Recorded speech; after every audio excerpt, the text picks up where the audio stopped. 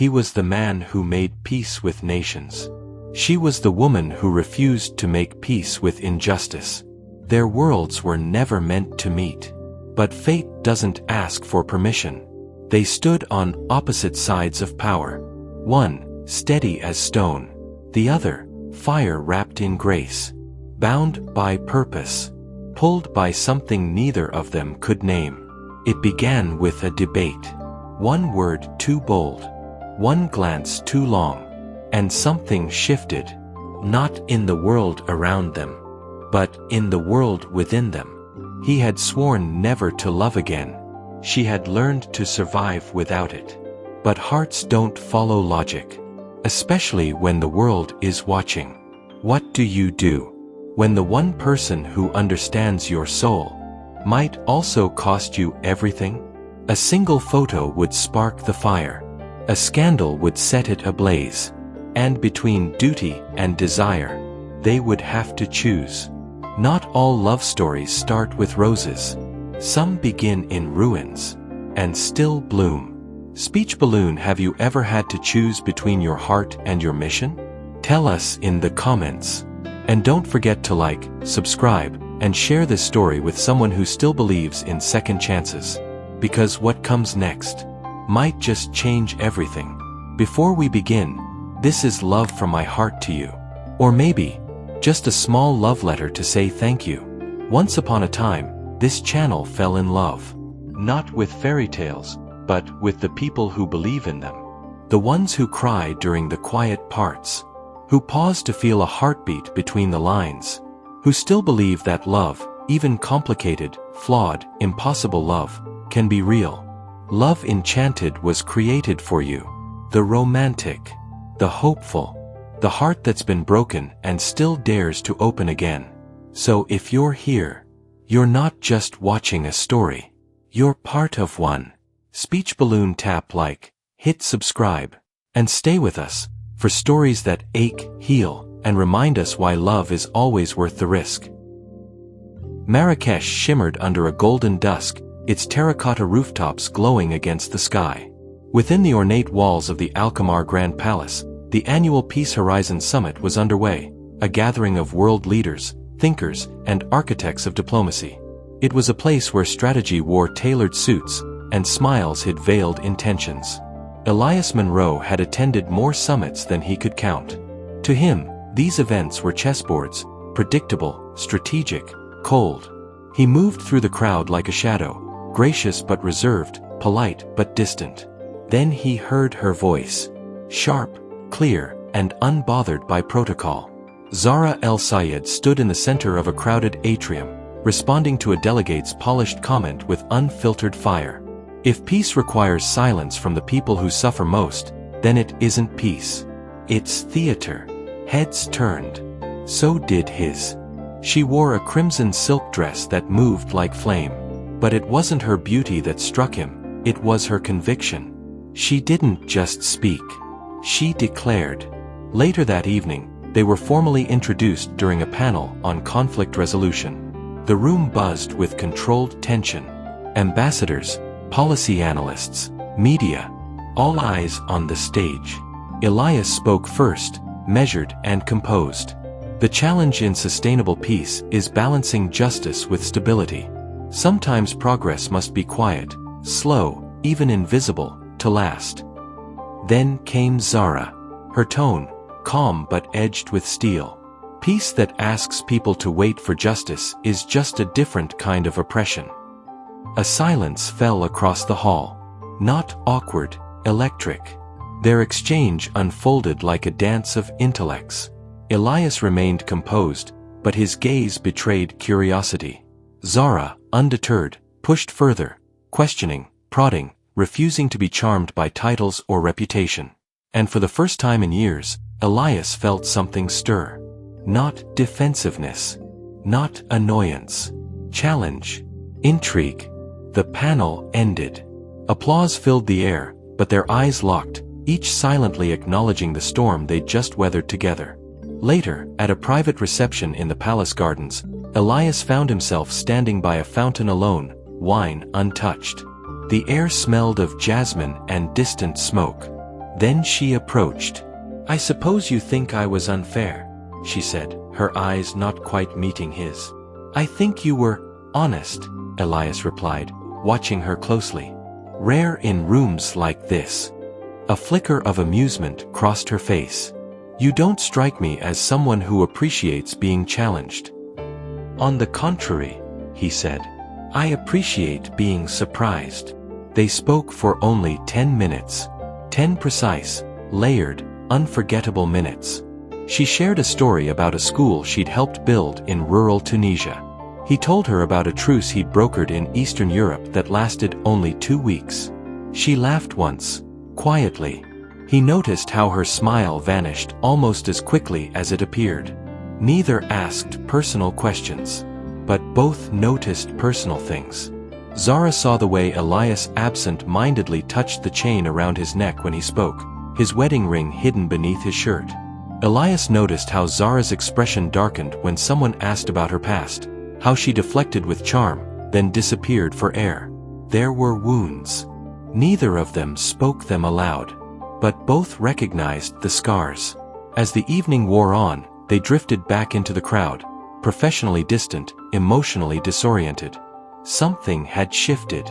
Zara had stood on a dozen stages, but she couldn't stop replaying Elias's voice in her head. Calm, steady, but lonely. Elias, too, was unsettled. Not by disagreement, he was used to that, but by the feeling he hadn't been seen through in a long time. And Zara had seen him, just as he'd seen her. They were two people used to commanding rooms, but now struggling to command the thoughts of one another. The summit continued. The cameras kept flashing. The speeches kept coming. But something had been set in motion. Not diplomacy. Not strategy. 3 days after their public clash, Elias and Zara found themselves seated across from each other again. This time, away from cameras, inside the high-security conference wing of the Casbah. The room was colder, smaller, filled with bureaucrats and advisors. A closed-door humanitarian strategy session. No applause. No headlines. Just the grind of compromise. Zara hadn't planned to speak, until she heard a proposal that placed international aid in the hands of military contractors. She interrupted, voice low but firm. "You cannot offer food with one hand and a weapon with the other." Elias turned. Their eyes met again. But this time, something had changed. The fire in Zara's voice didn't provoke him. It pulled at him. He spoke calmly. "In unstable regions, protection ensures distribution. We're not trying to dominate, we're trying to survive the chaos." Zara shook her head. Control disguised as kindness is still control. Silence followed. One of the ministers coughed. A few exchanged glances. But Elias didn't respond with a rebuttal. He looked at her. Really looked. "Walk with me," he said quietly, as the session adjourned. They stepped into a shaded courtyard. The sounds of the city hummed beyond the walls, horns, prayer calls, distant laughter. A world in motion. Zara leaned against a column. "You wanted to tell me why I'm wrong?" Elias smiled faintly.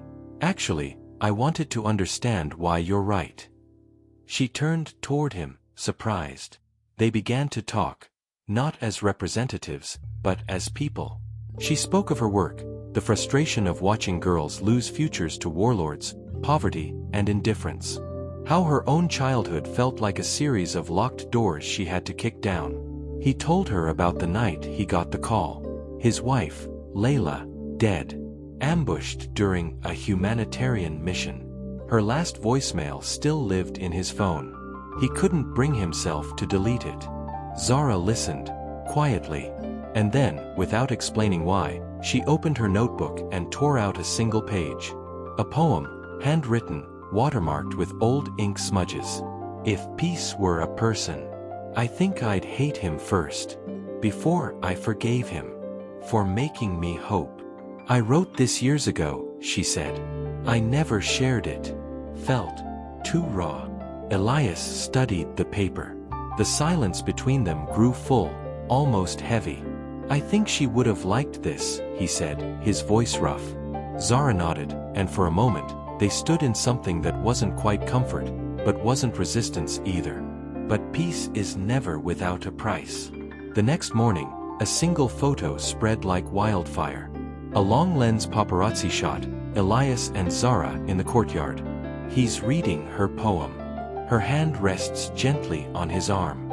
Their heads tilted toward one another. No context. Just intimacy, interpreted, devoured, twisted. Secret affair? Peace envoy caught in whispered moment with controversial philanthropist. Is Zara El-Sayed the real power behind Elias Monroe? Love in the time of negotiation? Within hours, social media exploded. Talk shows dissected every pixel. Politicians whispered. Allies frowned. Zara's team went silent. Her board called an emergency meeting. Donors began to back away. And Elias said nothing. No press statement. No denial. Just silence. Zara waited. A text. A call. A signal. Nothing came. To the world, his quiet was diplomacy. Strategy. To Zara, it was betrayal. She disappeared from Marrakesh without a word. By nightfall, she was on a plane to Cairo. Speech balloon. Would you forgive someone who stayed silent when the world turned against you? Tell us in the comments, and if this story has you hooked, hit that notification bell. Because what's coming next will break open everything they've both been hiding. Back at the summit, Elias stood before a sea of microphones and said nothing of the scandal. His advisors warned him. Distance yourself. Frame it as coincidence. She's too polarizing. He nodded. But each time he tried to speak, he saw her face, just before she handed him the poem. Too raw. His silence wasn't political. It was fear. Fear that if he spoke, he'd make things worse.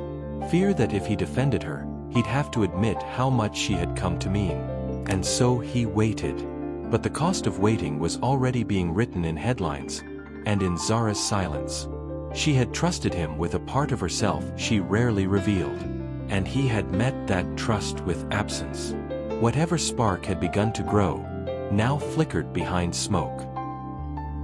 2 weeks later, the world shifted again, but not because of a scandal or a summit. This time, it was blood in the streets. Zara's homeland, already fragile from economic strain and decades of political unrest, erupted in protest. What began as peaceful demonstrations turned violent overnight. Armed forces clashed with civilians. Entire neighborhoods were sealed off. Communication lines collapsed. And Zara El-Sayed was on the ground when it happened. She didn't run. She never ran. Her team begged her to evacuate. But she stayed. Her foundation's clinics became safe zones. Her voice, once used in global conferences, now shouted orders in the middle of chaos. She was organizing food drops. She was comforting mothers. She was holding dying children. But even iron shatters under enough pressure. Zara was breaking. In Geneva, Elias sat in his office, eyes glued to the screen. A news report showed smoke curling over the skyline of Cairo. One clip showed Zara's convoy being pelted with stones. Another, a grainy live stream, showed her shielding a girl with her body. Still, the alliance refused to intervene. Too risky. Too politically sensitive. Your duty is here, they said. Let her handle it. She's not your responsibility. Elias nodded. Then he walked out of the room. He arrived in Cairo under heavy security, disguised in a convoy marked for medical aid. No entourage. No press. Just silence and urgency. The city was unrecognizable. Burned storefronts. Bullet-pierced walls. Sirens with nowhere to go. Even the sky felt heavier, grayer, tighter. Elias moved through checkpoints until he reached a battered relief center in a neglected quarter of the city. The clinic barely stood. Sandbags lined the entrance. The electricity flickered. The floor inside was slick with blood, sweat, and dust. And in the corner of the chaos, there she was, kneeling beside a child, hands steady, face drawn with exhaustion. Zara didn't see him at first. She was focused, commanding, half whispering in Arabic to a volunteer, then switching to French for the medic beside her. Then her eyes lifted and met his. Everything paused. The sounds, the motion, the weight of the world. For one breathless second, it all stopped. "You shouldn't be here," she said, voice hoarse. "I had to be," Elias replied. He stepped closer. She didn't move. "Your people will turn on you," she said bitterly. "They already have. I'm not here for them." That was the moment it broke. Not the silence. The dam. Zara stood. Anger flared beneath her fatigue. "You stayed silent when I was drowning in noise. I thought if I stayed quiet, I could protect us both," Elias said, quietly. "I failed." Her lip trembled. She bit it hard, fighting for composure. "I don't need a savior," she whispered. "I needed someone to stand with me." Tears welled, but didn't fall. Elias stepped forward. "Then let me stand. Even if it's too late." She stared at him, through him. And finally, she let go. Not all at once. Not dramatically. But enough. She leaned into him. Her forehead pressed to his chest. He held her, arms wrapped like shelter. Grief. Love. Anger. All of it tangled in that one, trembling embrace. Time passed differently inside that moment. Outside, the world still burned. Inside, they were just two people who had run out of reasons to lie to themselves. Later that night, the clinic's power failed entirely. Candles were lit. Supplies rationed. The staff whispered of evacuating. Then, panic at the door. A woman, screaming. Blood down her legs. Contractions close together. There were no doctors left. No hospital nearby. Zara didn't hesitate. She pulled the woman in, cleared space, snapped into motion. And Elias, former envoy, trained in diplomacy, fluent in the language of treaties, now held gauze, whispered prayers, and braced a woman's hand as she cried out in agony. For 30 minutes, time felt ancient, sacred. Then came the cry. Raw, loud, alive. A baby girl. Zara's hands trembled as she wrapped the child in cloth. The mother wept. Elias exhaled like a man saved from drowning. The baby blinked. Tiny, fragile, breathing. In the middle of all this ruin, life. They sat outside the tent afterward, beneath a collapsing sky peppered with stars. Neither spoke for a while. Then Elias reached into his pocket. A small item, thin chain, simple band. His wedding ring. "I've worn it for years," he said. "Like a promise I was too afraid to stop making." Zara didn't interrupt. He looked at her, eyes soft but unflinching. "I think Layla would have told me to take it off a long time ago. She was never one for ghosts." A pause. Then, with slow reverence, Elias slipped the ring from the chain. He didn't throw it away. He didn't bury it. He simply let it rest in his hand. "I can't give you certainty," he said. "Or quiet. Or safety." Zara reached for his hand. "I don't want certainty," she said. "I want real." They sat there, hands clasped, surrounded by smoke and cries and the distant rumble of unrest. And yet, for the first time, both of them felt still. Cairo had quieted, for now. The unrest still simmered beneath the surface, but for one rare night, the sirens had stopped and the sky had cleared. Elias and Zara left the clinic behind and wandered through the old quarter until they reached the banks of the Nile. The river shimmered under a bruised moon, its surface slow, thoughtful. Time felt ancient here, like it had always been waiting for them to arrive. They sat on a weathered stone ledge, legs dangling above the water, arms nearly touching, but not quite. Neither spoke. Because some silences aren't empty. They're full. full of everything unsaid. Elias broke it first. I used to think that love was something you protect from the world, like a fragile thing you hide until the storm passes. Zara's eyes stayed on the water. And now I wonder if the only way love survives is if you walk it right into the storm. She turned to look at him, really look. The man who once stood behind podiums now sat beside her, stripped of pretense. No title, no armor, just Elias. I've never trusted anyone with the most broken parts of me, she whispered. Not really. He nodded, quiet, waiting. If I give you my heart, she began, voice trembling just enough to betray the fear beneath the fire. It's not yours to keep. She paused. It's yours to protect. A beat. Elias turned toward her fully now, every word measured, not out of caution but out of respect. Then I'll carry it, he said softly, like I carry the weight of the world, in reverence. She exhaled, and it was almost a laugh, but not quite. It was something deeper. A surrender.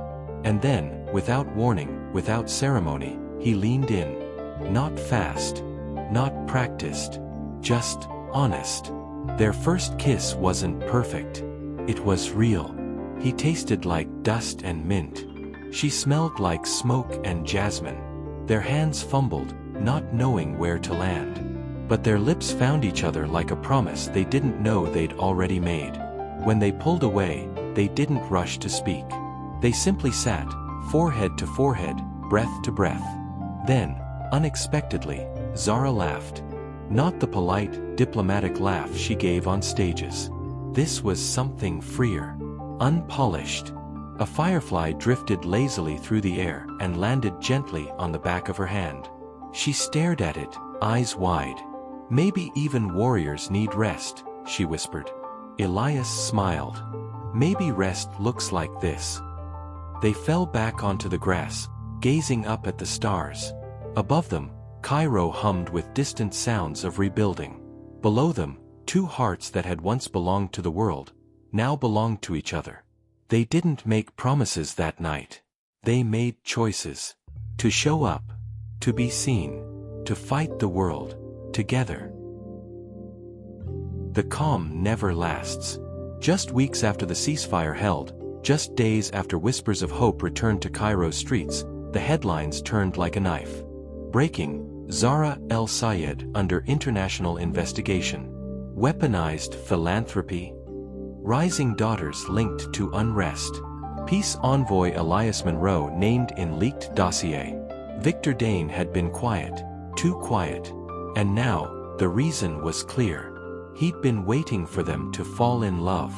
Because love, unlike politics, leaves a trail. An anonymous leak claimed that Zara's foundation was funneling resources to rebel groups, fueling instability under the guise of empowerment. It was a bold lie, woven with just enough truth to feel dangerous. Elias, too, was implicated. The leaked dossier suggested he'd personally intervened in Cairo to support Zara's covert network. To the world, it looked like collusion. To Victor Dane, it was the perfect scandal. They were summoned to stand before the International Ethics Oversight Panel, a cold, formal tribunal that made and broke legacies with a single televised hearing. The pressure was immediate. Zara's sponsors froze funding. Her board turned on her. The rising daughter's reputation, years in the making, began to crumble overnight. Elias's superiors at the International Alliance gave him a choice: resign quietly, or publicly denounce Zara. They met in a quiet room at the back of the tribunal building. The walls were thick, the air thinner. Zara stood by the window, clutching the hem of her jacket with a white-knuckled grip. "I'll step down," she said. "If I disappear, maybe it all goes away." Elias's heart dropped. "You think they'll stop just because you kneel?" "I think." She turned to face him, eyes rimmed with quiet fire. "I think maybe we're the distraction now." Elias crossed the room. He didn't raise his voice. He didn't try to fix anything. He just stood close enough that she couldn't mistake his conviction. If I walk away from you to save my name, he said, then I never deserved you. Zara blinked. The moment cracked. She looked away. You're not the one with everything to lose. Yes, I am, he said softly. I'm risking the only truth I've ever wanted. She tried to answer, but the words wouldn't form. Her voice caught. Elias stepped closer. I won't let them turn you into a cautionary tale. Zara's anger returned, fierce, protective. Then don't be the man they used to silence me. His jaw clenched. I'm not. I'm standing with you. The silence between them stretched again. No longer distance, but the weight of decision. Then she spoke, quiet but unwavering. If we fall. She met his eyes. Let it be because we stood too tall, not because we bowed too low. The day of the tribunal came. Media swarmed the steps. Protesters clashed with supporters outside the courthouse. The world watched, breath held. Zara walked in alone, head high, steps steady. Inside, cameras rolled. Panelists adjusted microphones. The moderator tapped the gavel once. She was accused of manipulating social unrest to force political reform, of aligning herself with radicals, of using love as leverage. And when they called on Elias to testify, the room fell utterly still. He stood, adjusted his tie, and approached the podium, not as a peace envoy, but as a man with something to lose. He cleared his throat. I have served as a mediator across 5 continents. I have seen peace built and shattered in more ways than most people will ever imagine. And in all those years, I've learned one thing. He paused, gaze sweeping the room. Truth doesn't come dressed in diplomacy. Sometimes, it comes screaming, bleeding, uninvited. He looked to Zara. And sometimes, it wears red silk and refuses to be polite. Soft murmurs filled the room. He continued. Zara El-Sayed has done more for peace than any committee I've ever worked with. She doesn't fund war, she dismantles it. Not with weapons, but with literacy, with clinics, with hope. A long silence followed. Then, slowly, one panelist nodded. Another removed her glasses. The tension cracked, if only slightly. Elias stepped down. His career would never be the same. He knew that. But he also knew this. Some things are worth losing for. That night, as the stars blinked again over Cairo, Elias and Zara stood on a rooftop overlooking the city. The charges hadn't vanished, but the narrative had changed.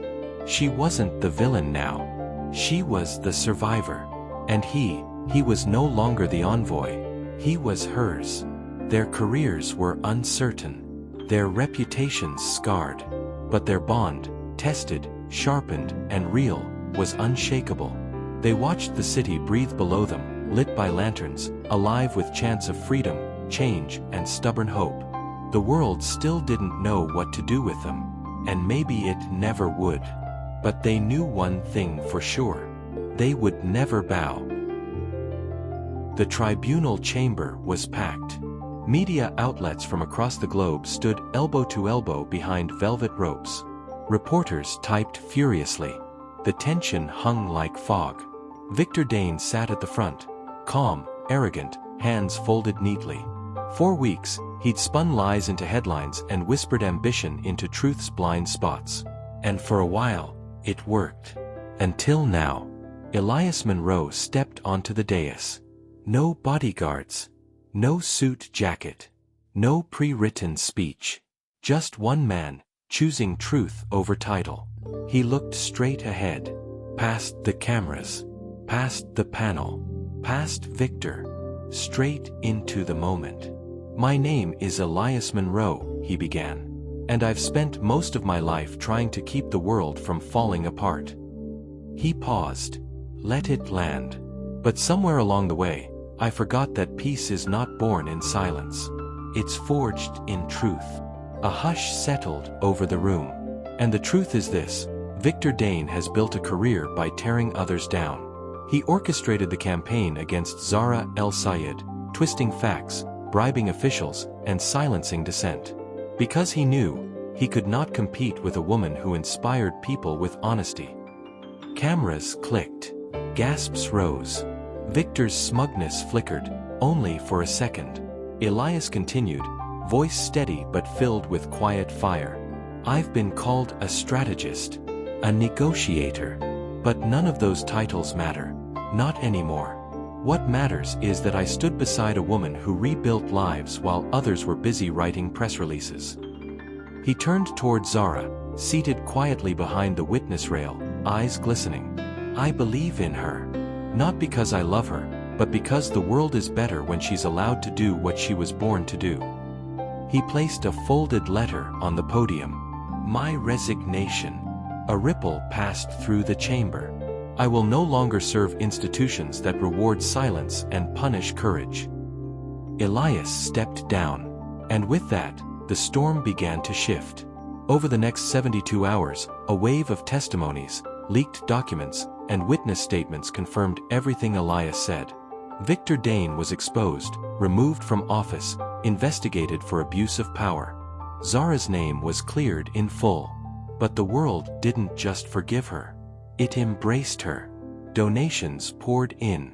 International grants, global partnerships, viral campaigns. Rising daughters, once under siege, rose higher than ever before. Zara returned to Cairo with purpose sharpened and her dignity intact. But it was never about reputation. It was about impact. Weeks later, the world moved on, as it always does. But one quiet morning, on the banks of the Nile, children gathered under a white tent for a new literacy program. Zara greeted them with books and warm smiles. And beside her stood Elias, no longer a diplomat, but a partner. They'd launched the Hope Beyond Borders initiative, grassroots education, conflict healing, and trauma support, led by the communities themselves. There were no cameras, no flashbulbs, just the hum of language being learned, the sound of children laughing, and somewhere beneath it all, healing. They still argued, still challenged each other, but now, they did it as one, hand in hand. Zara once said, "If I give you my heart, it's not yours to keep. It's yours to protect." Elias had answered, "Then I'll carry it like I carry the weight of the world, in reverence." And that's exactly what he did. He carried her heart not as a possession, but as a promise. Speech balloon. Do you believe true love is worth the cost? Comment your answer below. And if this story touched your heart, share it with someone who needs a little hope today. Because sometimes, love isn't about choosing what's easy. It's about choosing what's right, even when the whole world is watching. Months have passed. The headlines have faded, the cameras moved on, but something far more powerful remained. On a quiet stretch of land along the Nile, where reeds sway in the breeze and the world feels slower, a school now stands. The Rising Daughters Peace Academy. A single-story structure with open walls, chalk-streaked blackboards, and murals painted by the children themselves. There's no anthem, no flag.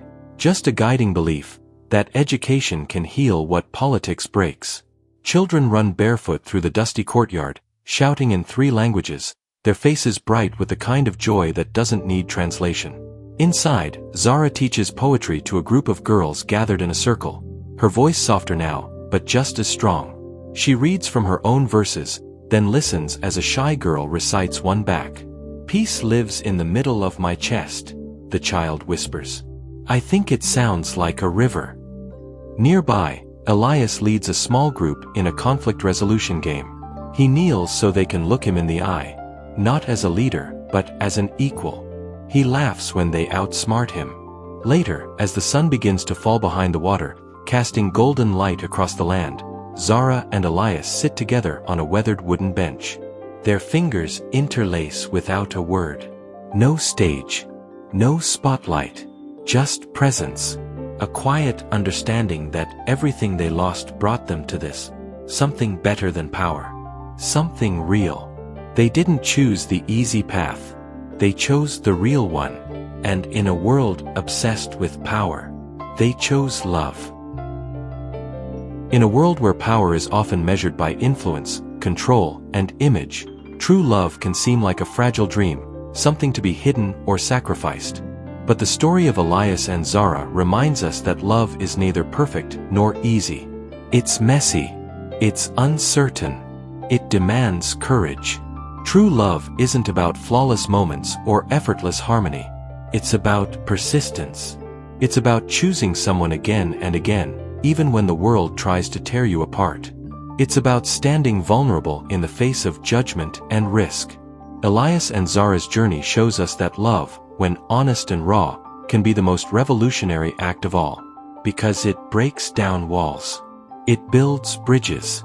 And in a time when vulnerability is seen as weakness, it becomes a source of unimaginable strength. They didn't just fight for peace between nations. They fought for peace within themselves. And in doing so, they changed everything. Have you ever faced a challenge that made you question everything for love? Share your thoughts below. Thank you so much for watching this powerful story from Love Enchanted. I'd love to hear your thoughts. What part of Elias and Zara's journey resonated most with you? Do you think Elias and Zara's happy for now ending is truly realistic for a couple like them? Let me know in the comments below. And if you were captivated by their courage, hit that subscribe button to join our community and never miss another enchanting love story.